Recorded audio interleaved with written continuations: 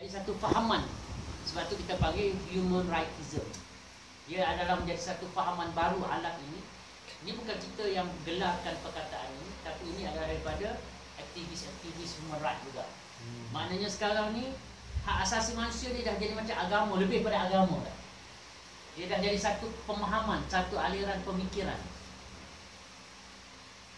And liberalism, SULK kan, SU itu human rightism, and liberalism. Apa itu liberalism?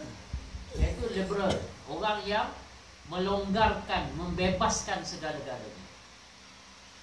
Satu kefahaman yang membebaskan segala-galanya.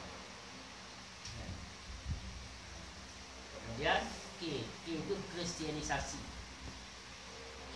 Kristianisasi maknanya gerakan pengkristianan untuk mengkristiankan orang lain.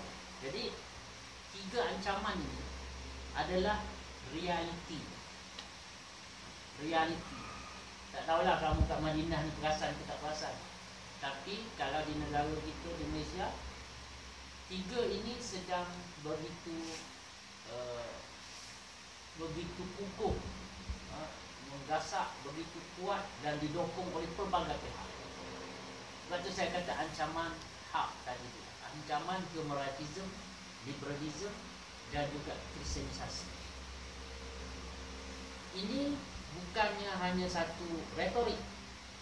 Tahu tak? Retorik bukan satu hanya untuk, kalau bahasa Melayu namanya mulut-mulut, untuk kita nak sedap dengar, nak bagi nampak gempak, tak ada. Ini memang adalah realiti yang sedang dihadapi oleh umat. Kamu persiapkanlah diri kamu dengan secukup-cukupnya, dari ilmuannya, dari segi rohaniatnya, dari segi fikirnya, tenaganya, dan networkingnya, supaya kita akan dapat hadapi tanggungjawab kamu sebagai warasatul anbiya. Bila Nabi SAW bagi tahu ulama ni warasatul anbiya, dia bukannya hanya sekadar untuk kita banggakan dan title tu automatik menyebabkan kita mulia. Tapi title itu datang bersama dengan tanggungjawab. Satu orang bapa dalam rumah, kenapa dia isteri hormat dia, anak akan hormat dia? Sebab apa? Bukan kerana title dia itu sebagai suami ataupun sebagai bapa, tetapi kerana tanggungjawab yang datang bersama title tadi. Kalau satu orang bapa yang cuaikan tanggungjawab, kan? Anak dia tak kisah, semua dia, anak pun tak terhormat walaupun dia seorang bapa. Sila anak boleh mengaku. Dan hari ni kalau kita tengok, tak tahu dah seorang bapa, ramai mana anak dah bunuh bapa. Dah mula dah. Kan? Ini bukan setakat, ini bukan bapa aku, bukan setakat tu je. Ini dah bunuh-bunuh mula dah. Kan? Sebab keadaan. Jadi tuan-tuan moga Subhanahu Taala, perkara ini, ancaman ini kita kena faham. Sebab tu saya ambil peluang umrah saya kat sini untuk jumpa dengan tuan-tuan atas nama Majlis Ittihad Ummah. Majlis Ittihad Ummah ni saya sekarang ni amanah sebagai pengurusi. Majlis Ittihad Ummah ada satu persatuan yang berdaftar, yang memang kita berdaftar di Malaysia. Tujuan kita yang paling besar sebenarnya, asal ceritanya adalah untuk menghadapi ancaman Syiah.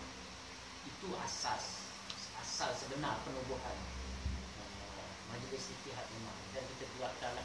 Yang terbaru, insya-Allah kita sedang siapkan Nobel yang untuk counter Syiah balik lah. Yalah, Syiah pun dulunya macam-macam cara kan. Jadi antara kalau budak-budak muda ni, dia suka dia baca Nobel daripada baca buku. Jadi kita insya-Allah Majlis Ittihad Ummah akan keluarkan satu Nobel. Dah siap dah semua. Nama-nama kita pun dah semak, dia punya hujah-hujah. Cuma dari segi kreatif tu, itu pada penulis dia lah, novelis dia lah, saudara Hairi Fadudin. Itu kepakaran dia.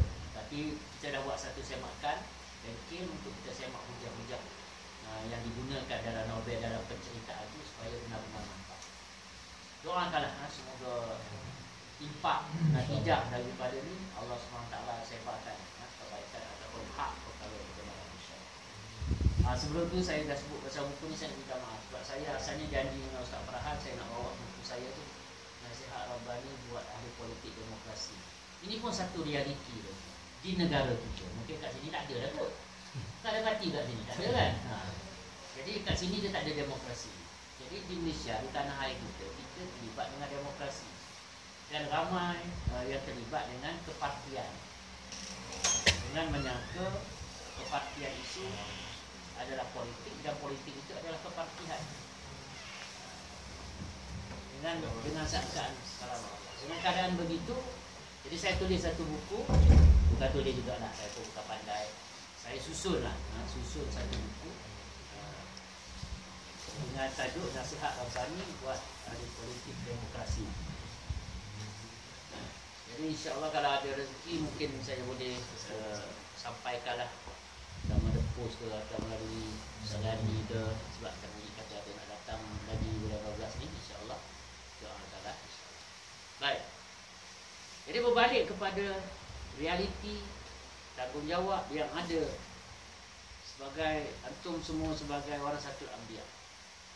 Nak tak nak sebagai mukadimah saya, masyarakat memang akan rujuk kita. Walaupun mereka tak cakap dengan mulut, tetapi secara praktikalnya mereka akan rujuk kita sebagai ustaz-ustaz. Tak tunggu kamu dah balik, dah kerja baru jadi ustaz, baru panggil ustaz kan. Macam saya cakap lah, saya masa tu baru tingkatan 4, tingkatan 5 Mak Muhammadi pun dah panggil ustaz kan. Orang dah tolak jadi imam, tak jadi imam, bawa tahlil yang macam-macam. Ialah cara orang kampung kan. Tapi maksudnya sebab orang letak, Allah SWT berikan perkara tu. Jadi kita kena ambil tanggungjawab. 3 ancaman yang saya cerita tadi tu, iaitu berkenaan dengan human right. Human right ni saya dah berapa kali Geneva. Jadi Geneva ni pusat human right PBB lah. Jadi sampai ke sana lah. Ada yang pergi melobi, ada yang pergi belajar kursus macam-macam. Sebab kita nak faham, kita nak counter, nak berhujah dengan dia orang, kena guna laras bahasa yang mereka faham. Jadi kita pun nak kena faham juga dia orang ni. Dan di mana yang masalah dia. Sebab bukan semua perkara salah. Dalam Islam kalau orang tanya ada tak hak asasi manusia dalam Islam? Adakah Islam mengiktiraf hak asasi? Kamu ni akan ditanya. Memanglah diiktiraf. Macam mana iktiraf? Perempuan kena pakai lain, lelaki dah pakai lain. Kenapa tak disamakan dia? Mana hak wanita? Wanita aja kena bully dalam Islam ya. Tak boleh pakai tu, tak boleh buat ni, kena pakai tutup rambut. Orang lelaki gondol macam tu tak apa pula ya. Jadi itu contoh lah kan? Contoh human right ni memanglah dalam Islam ada memperuntukkan hak, hukuk, hak kan? Dan dia sangat berkait dengan adab, hak dan juga mas'uliyah, tanggungjawab. Kalau kita kata hak ibu bapa, apa makna dia? Adab kita dengan ibu bapa, maknanya ibu bapa ada hak atas kita. Dan setiap hak itu ada tanggungjawab dia. Betul tak? Itu Islam, pandangan kita sebagai Muslim. Tapi bagi penganut ajaran ataupun aliran pemikiran, kefahaman human right ni, hak asasi manusia ni, bagi mereka manusia itu adalah fokus segala-galanya.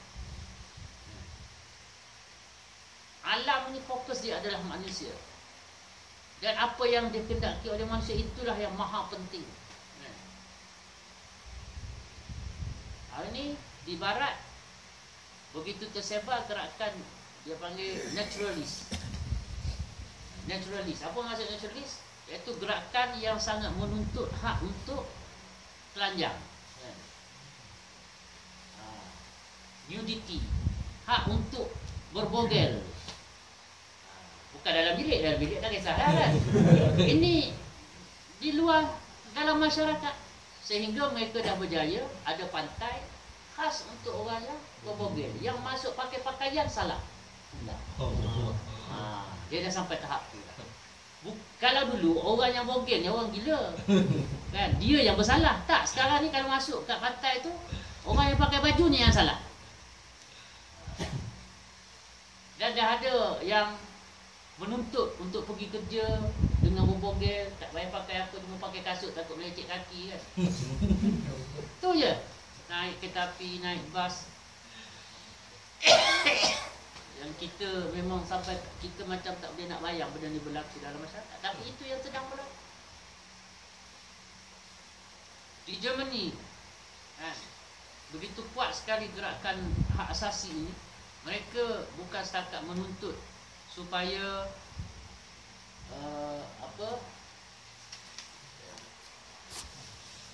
hubungan sesama lelaki ini dihalalkan, diharuskan,